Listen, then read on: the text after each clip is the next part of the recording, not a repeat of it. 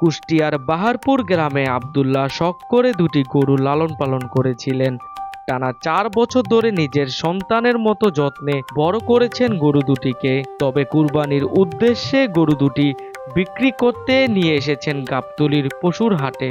আমার বাড়ির দুটা গাই ছিল, 4 বছর।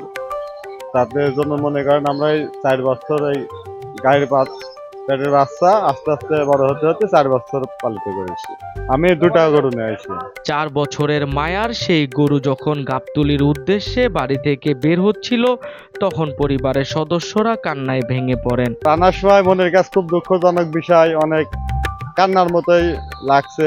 বাড়িতে যেহেতু আমার আম্মাও কান্না শুরু করেছিল গরু নেশার সময়। 4 বছর যেহেতু গরুটা মানুষ করেছে সন্তানের মতো, তাকে বাড়িতে ছাড়িয়ে দিয়ে চলে আসা মানে একটা খুবই দুঃখজনক বিষয়। আবার খুব কান্না, নিজের কাছে খুব খারাপ লাগছে আর কি। আব্দুল্লাহ জানান, শুধু খামারের গরু হিসাবেই নয়, পরিবারের সদস্যের মতো ছিল প্রাণী দুটি।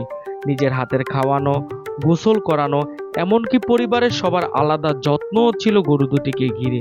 গরু দীর্ঘ 4 বছর গরু পালিছি বাড়ির। আর এই গরুটা মনে করেন একটা সন্তান যেমন মানুষ করে, এই গরুটা মনে করেন এমন মানুষ করতে হয়। সন্তানের চেয়েও গরু অনেক খরচপাতি যেগুলো লাগে এগুলো সব ব্যবহার করতে হয়, কিন্তু গরু অনেক ভালো লাগে। 4 বছরের ভালোবাসা আর পরিশ্রমের সেই 2 গরুর দাম চাচ্ছেন প্রায় 10 লাখ টাকা।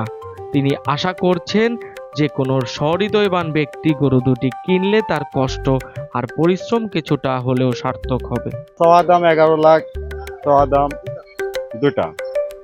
আর হয়তো মনে করেন এর 1 লাখ মাইনাস করে 10 লাখে বিক্রি করবো দুটা গরু। গাবতলীর ব্যস্ত হাটে হাজারো গরুর ভিড়ে আব্দুল্লাহর এই দুটি গরু যেন শুধু বিক্রির পশু নয়, 4 বছরের ভালোবাসা, মায়া আর নীরব কষ্টের এক জীবন্ত গল্প। কুরবানির ঈদ ত্যাগের শিক্ষা দেয়, আর সেই ত্যাগের ভিতরেই লুকিয়ে থাকে এমন অসংখ্য আবেগের গল্প। কৃষি কুটুম, গাবতলী, ঢাকা।